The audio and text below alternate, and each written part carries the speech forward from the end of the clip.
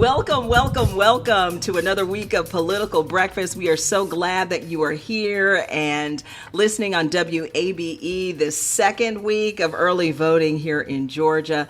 Tharon Johnson, our Democratic strategist, is off today. So Saba, Executive Director of the Civic Circle, Atlanta Civic Circle, is here today, along with our Republican strategist, Brian Robinson. Hello to both of you and happy Monday. It's always a happy Monday when the dogs whip up on the number one team in the nation in front of a massive national audience. What a wonderful, wonderful fall weekend here in Yeah, they took Georgia. a commanding lead, didn't they? And they We didn't did. look back. We did, and we got a lot of cleanup to do.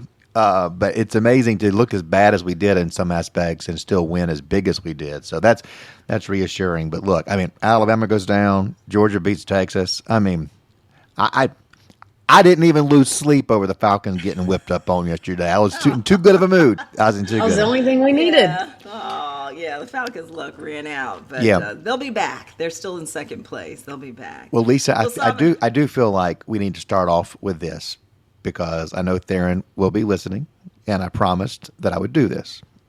Lisa, Tharon, and I were on a text thread early last week because Tharon had gotten a text from a friend saying, didn't Brian Robinson say there was a lack of energy and there was going to be low turnout this year compared to previous elections? The answer is yes, I did say that. That was on Monday that we taped. Before Tuesday, we saw record-breaking turnout in early voting, record-breaking turnout that has continued into the weekend of the first week. So, yes, here I am. If you have some crow for me to eat, if there's if you want to slap an egg on my face, I was wrong. So far, we'll see. But we are now well over 1 million votes cast, 1.4 million overall as of Monday morning. So there is some energy there. And one thing that I found very interesting in looking at the data across the country when it comes to the swing states that matter, and I'm speaking here, we're one of those. We are super voters here in Georgia. Our votes count more than others. But we are turning out at levels far above what other swing state voters are, well above. And so a lot of smart people looking at those numbers, trying to prognosticate what it means.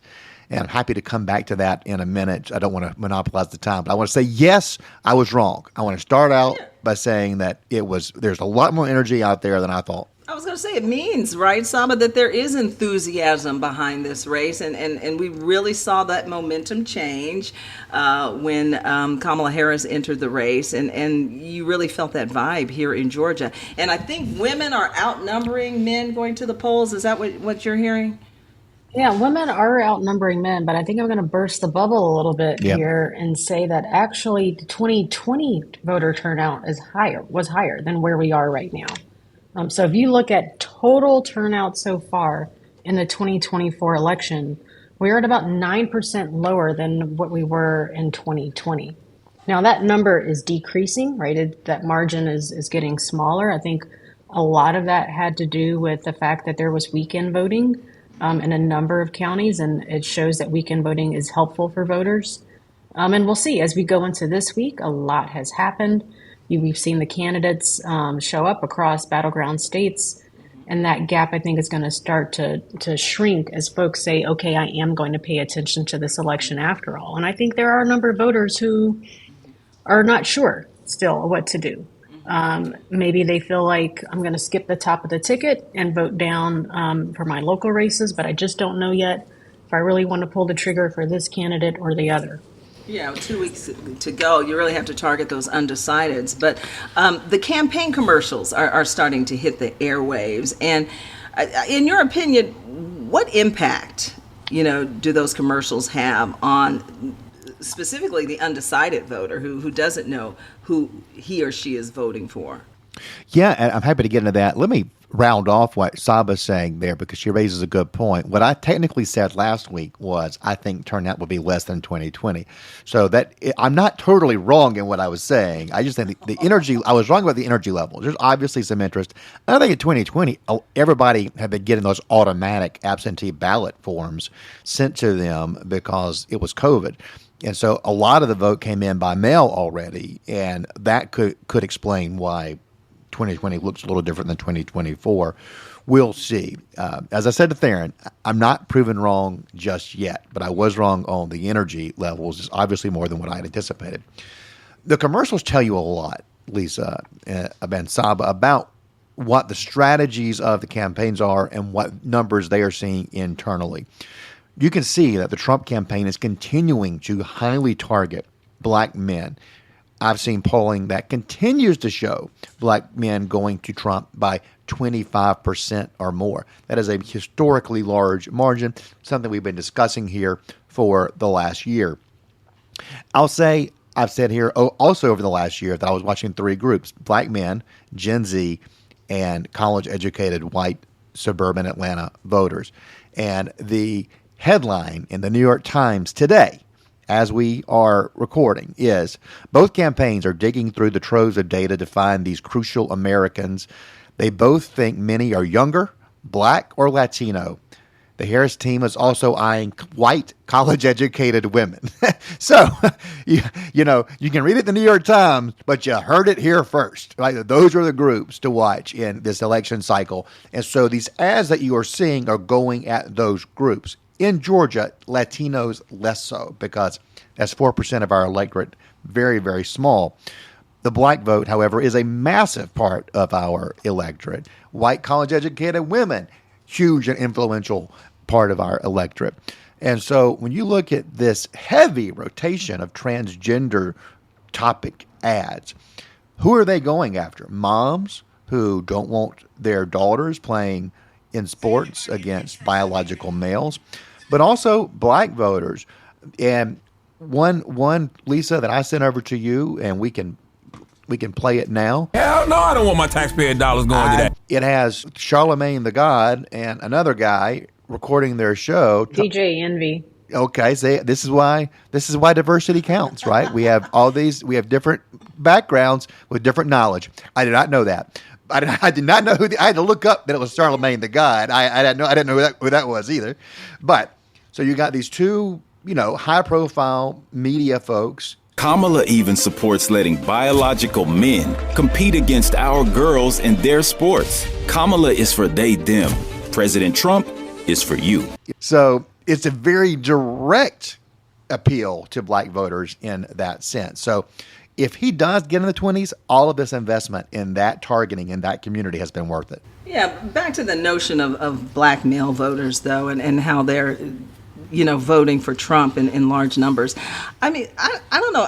I don't know. I'm missing this, Saba. Are you missing this? Because when you talk to them in general, you can't poll every single one, but I just have not heard that, here in the metro Atlanta area. So, that surprises me to hear that it polls so high that they are supporting Donald Trump. Yeah, I think there's a distinction in the demographic of the black male voter, right? Not all black voters are a monolith.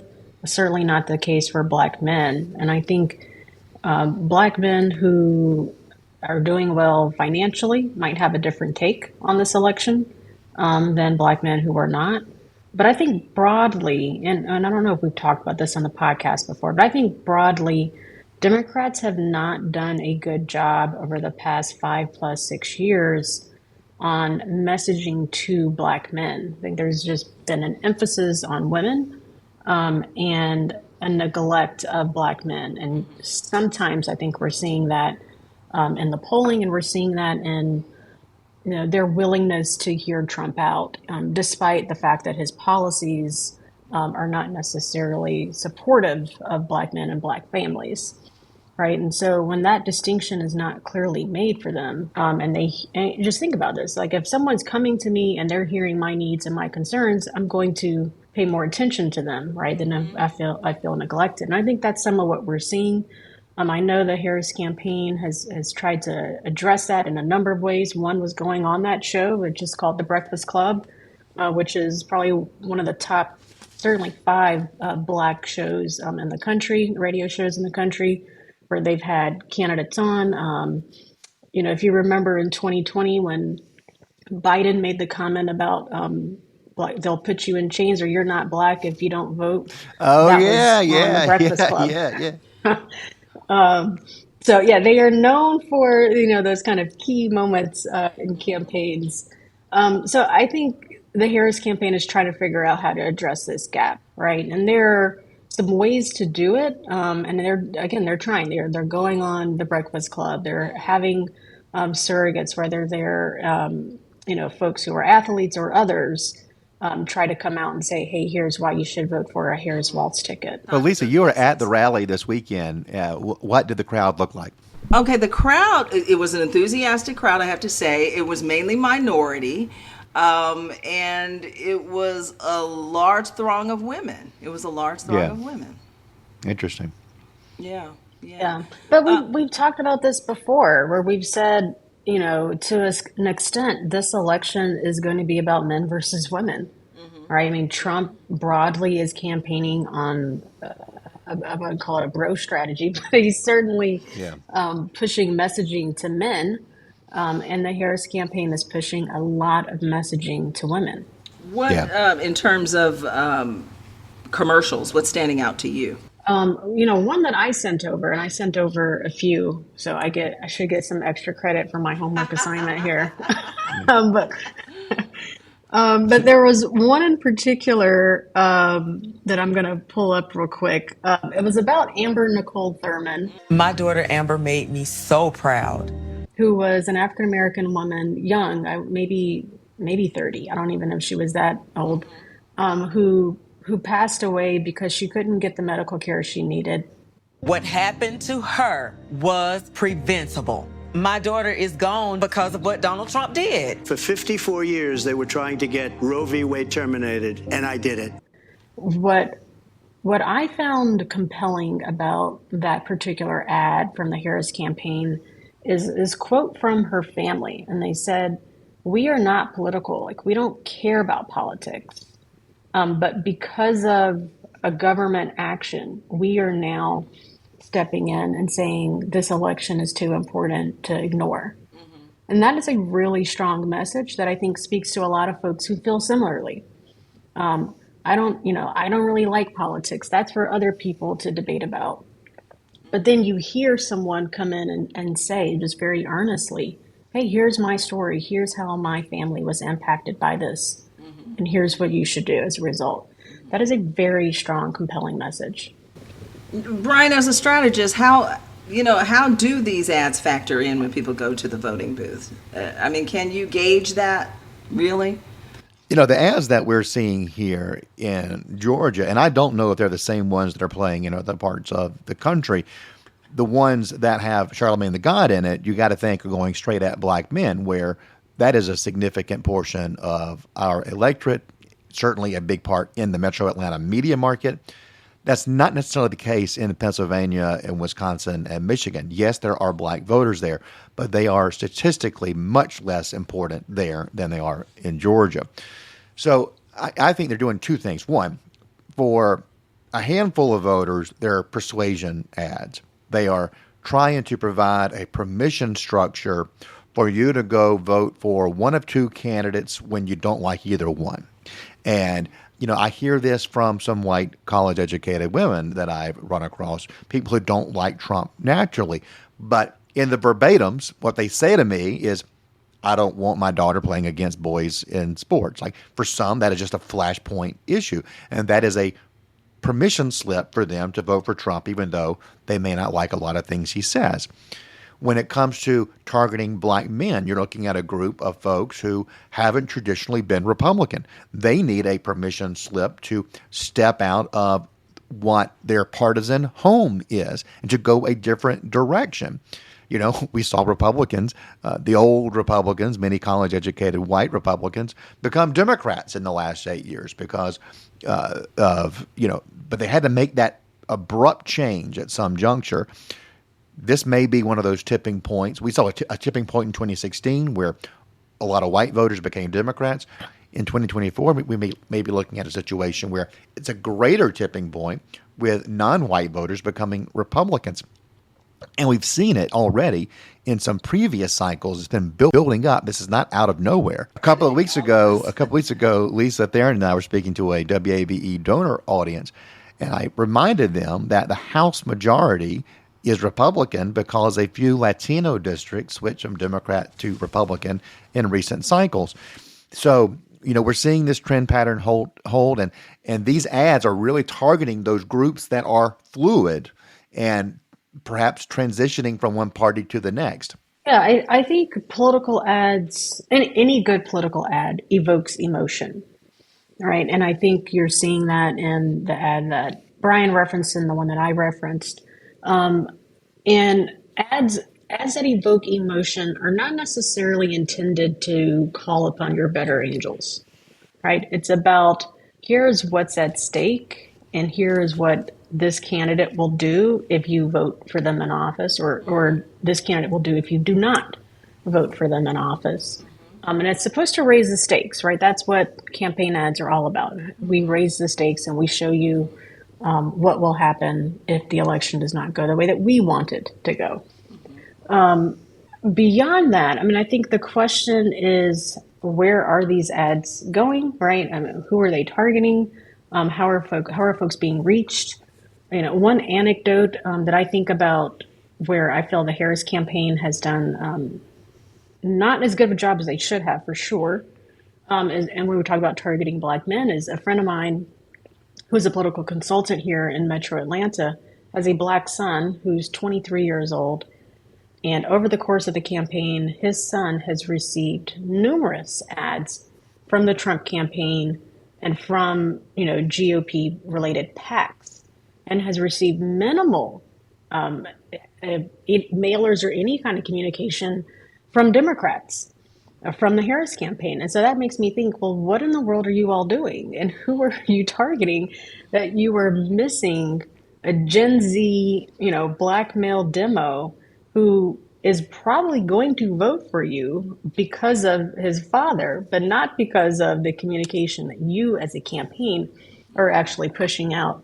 And so I think about that and I wonder how many more 23-year-olds are there like that across the country who have not received the type of messaging that they should have at this point from the Harris campaign. That's fantastic insight. And I think it's why the Harris campaign is going to the Breakfast Club, right? It's why they're looking at avenues beyond traditional media, because they know that they've got a challenge here in reaching folks, particularly Gen Z and millennials to a certain extent, who were not looking at traditional methods of communication. But, we're seeing today news coming out showing that Kamala Harris is breaking fundraising records. How in the world are they not touching a Democratic proclivity voter 10 times? They got the money to do it. It is shocking to me. And look, you look at the people who are around Harris's campaign, a lot of them were Obama campaign folks like David Plouffe. These are really good operatives. These guys are top of the game. And I'm sure there's an explanation, but I do not understand if that representative person you're mentioning is a part of a broader trend of how they're messaging and targeting people. That is head scratching to me. Yeah, I think that's some of it. I think there's also a big push, particularly for white educated women. And I think there's been a lot of emphasis and resources allocated towards that, rather than a yes and approach, because they have the resources to do it. They've raised $1 billion, which is the most amount of any presidential campaign. So you should, in theory, have the resources to target the white suburban mom who you think might vote for a Harris campaign because of abortion access, and make sure that you're reaching out to the young Gen Z voter. I happen to live with one of those Gen X suburban women, moms.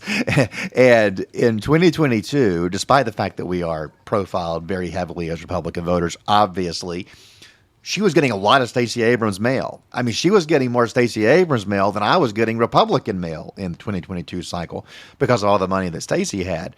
Given the resources that Harris has, I'm surprised that that has not been the case this year. We've received nothing from the Harris campaign, which I will say they don't need to be spending money on me and my wife. They're not going to get our vote, right? So that makes sense. But targeting my wife, if you just look at her as a demographic group and not as somebody who has worked in a Republican governor's office and is married to a Republican talking head, if you just take her profile, she's somebody the Harris campaign would see as gettable in my neighborhood, right? And we're not getting those touches.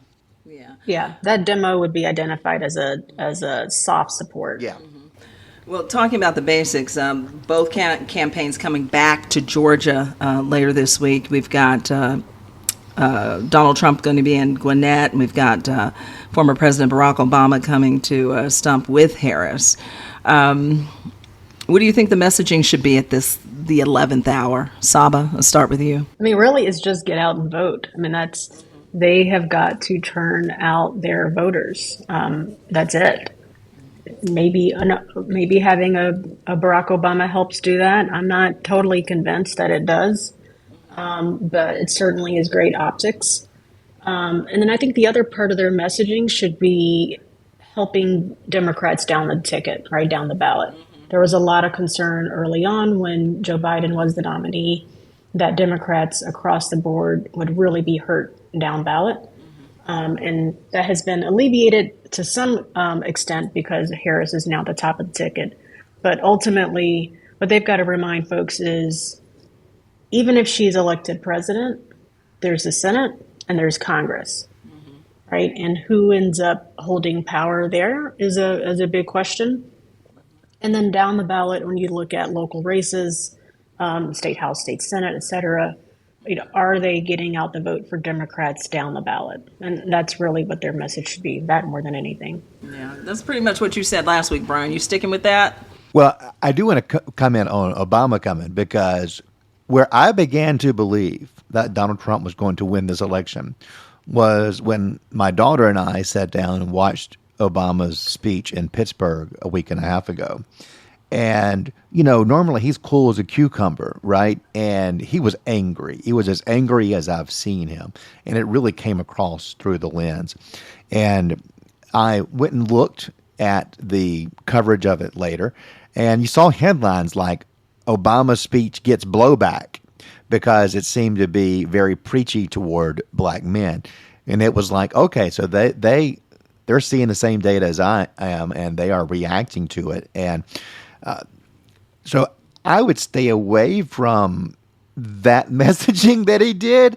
I think where he is really good is on the economic messaging, where he is, his theme in 2012 is probably very usable here for Harris, which is, look, the economy is not the best. Some people are hurting, but I'm for you, he's for them, right? He's for the rich people. That was something they did in 2012. I think that thematic is something that they need to grab onto here. They have been trying, but there's really no one that the Democrats have who is a better messenger on that than he is. He is, granted, he's a generational talent, but that's what I would do if I was him. I would not say, hey, black men, how dare you not vote for a woman, which he kind of blatantly said, very, very bluntly said. That was based on black culture, though. That's based on black culture, where that is he a thing. said a lot of black women have had your back when you weren't working, when people turned their backs on you and wouldn't give you a job. We were right there standing by you. So that was a lot of black culture coming through there, and that in that message. I would certainly defer to y'all.